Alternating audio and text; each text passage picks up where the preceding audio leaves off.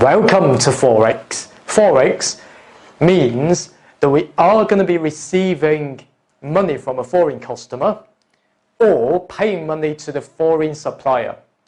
If we go to the bank and to gamble with the bank through the over-the-counter or the OTC contract, that we say to the bank, we will be receiving, let's say, $3 million in 3 months' time from a customer overseas. So I would like to agree that exchange rate today, and this is what I mean by the forward market hedge. Now, the best way is to have a go at an example here, UK and the US. I will show you my own approach to deal with the Forex questions, and you can completely ignore what's commonly known as the direct and the indirect quote. So firstly, a UK company is going to receive $200,000 from a US customer in 3 months' time. If we are using the forward contract, we would like to see the quote from the bank using 3 months rate. So we'd like to use that rate. As we can see, we got the bid and offer price, which means the low price and the high price. And that's all we can do. So what we can say is this. Firstly, we are based in the UK and we are going to be receiving how much? $200,000 in 3 months' time. And of course, the rate is 1.5 to 1.56.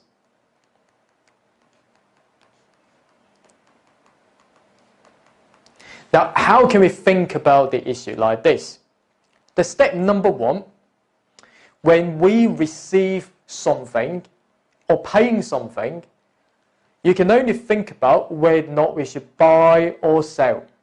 The best way to think about this would be to see the symbol. As we can see, think about if you're running a business. If you buy something, you will need to spend the money out, and that will be a negative figure. If you sell something, you can get cash in, and that will be plus. Because we will be receiving plus dollar of $200,000, so I would like to choose to sell it. There's no use when we get those dollars, okay? Which means plus, okay? So we will plus dollar. And then as a step number two, we would like to check whether or not the dollar will be our base currency. Base currency will simply be the currency on the right-hand side.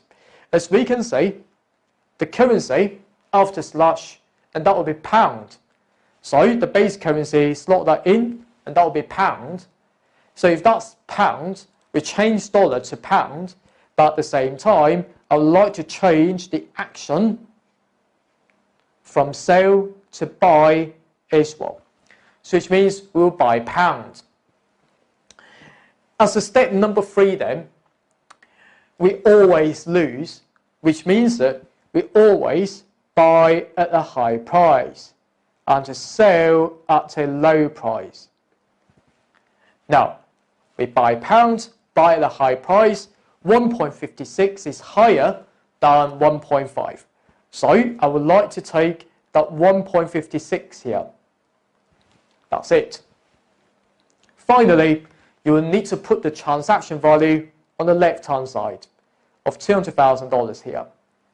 Because the first currency is the same, and therefore we use divide. Okay, so we use divide, and that's how we do it. So we take $200,000, divide it into 1.56, and that becomes 128,205.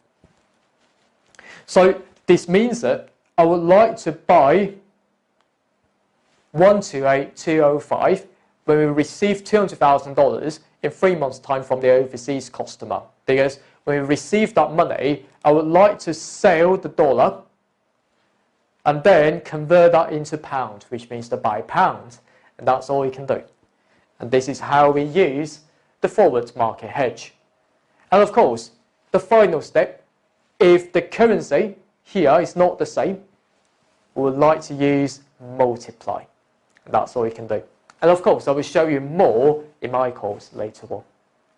APC, accounting for your future.